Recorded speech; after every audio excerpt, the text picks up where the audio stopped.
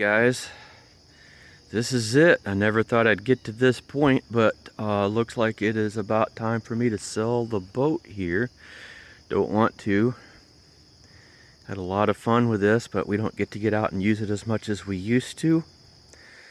And I need to start looking at getting one of my daughters a car when she gets her license in about another year and a half or so.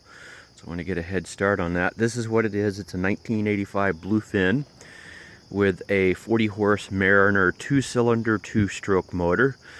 Both are in excellent condition. Has a Minn Kota Edge. I believe it's a 45-pound thrust, foot control, 5-speed trolling motor. That is new as of about, I think I put that on about 4 years ago. The battery for the trolling motor is brand new as of this spring. Down in there. It's even still clean. Has plenty of storage. Has seating for 4. Here's one forward control seat. All of these are on standard mounts, so you can change them out as needed. And the seats are pretty inexpensive. There's storage there. There's an anchor down there that comes with it.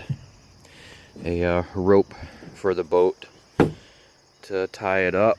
Comes with a spare tire. The tires that are on it are in pretty good shape. All the lights work. I added these guides when I got it, because using the guides to get it on and off the trailer, especially when it's windy outside, is really helpful.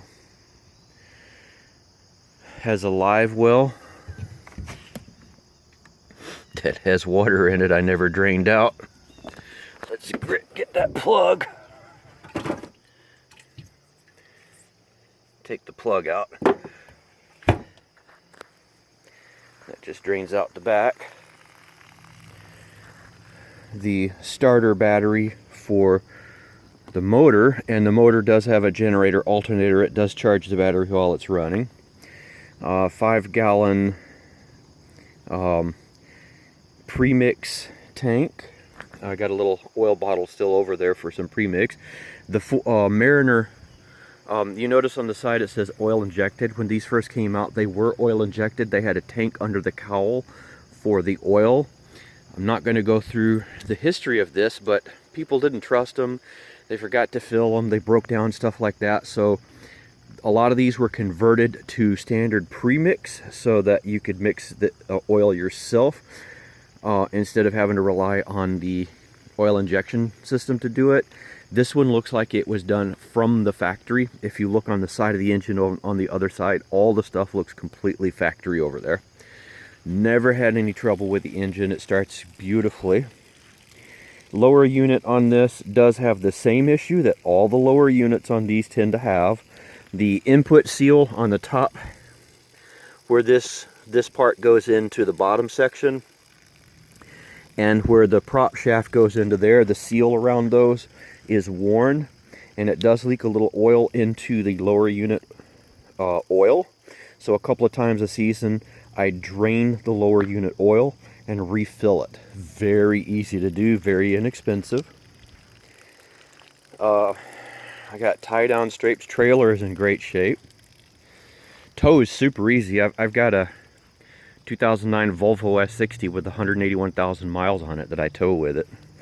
I've converted this back piece right here to storage.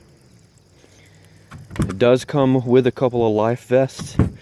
Some of these, especially the orange ones, are getting older and should be replaced.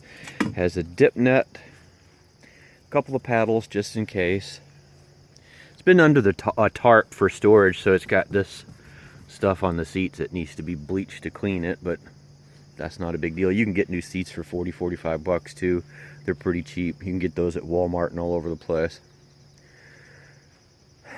Other than that, it's really nice, really easy to travel. I got the lights that go in the light stands here somewhere. And I'll fish those out. It does have, just in case, it does have a fire extinguisher with it.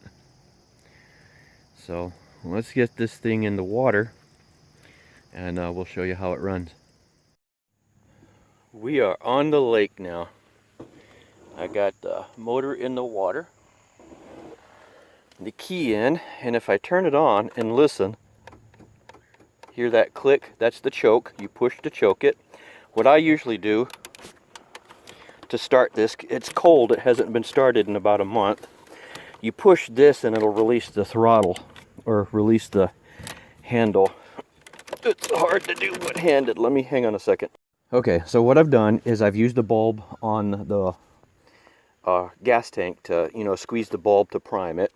I've popped my throttle open just a little bit without it in gear. If you push this, it lets you move the throttle without it being in gear. I push to choke it and I turn it, and it should bust off and I can let go of the throttle or the choke within a couple of seconds.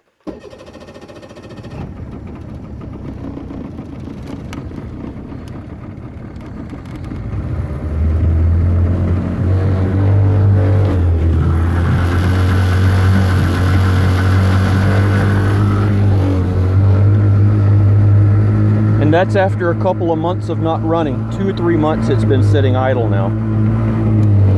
So I bring it back to center and it'll lock into position. And then I forward and it'll go into gear.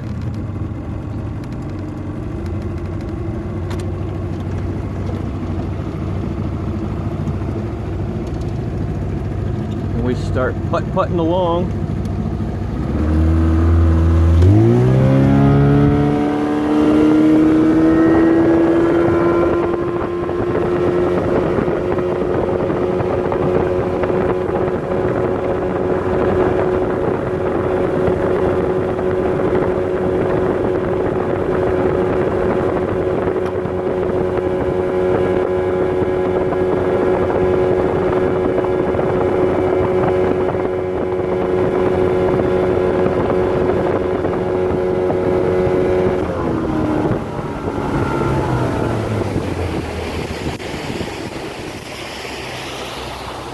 And as you can see, this thing runs really well.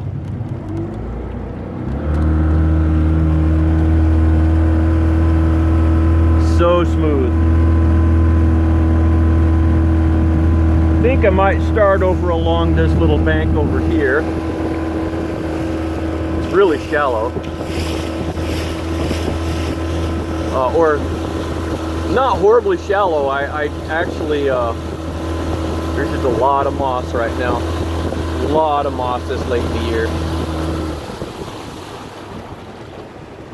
So I'm going to take some time to get baited up. We're going to do some fishing.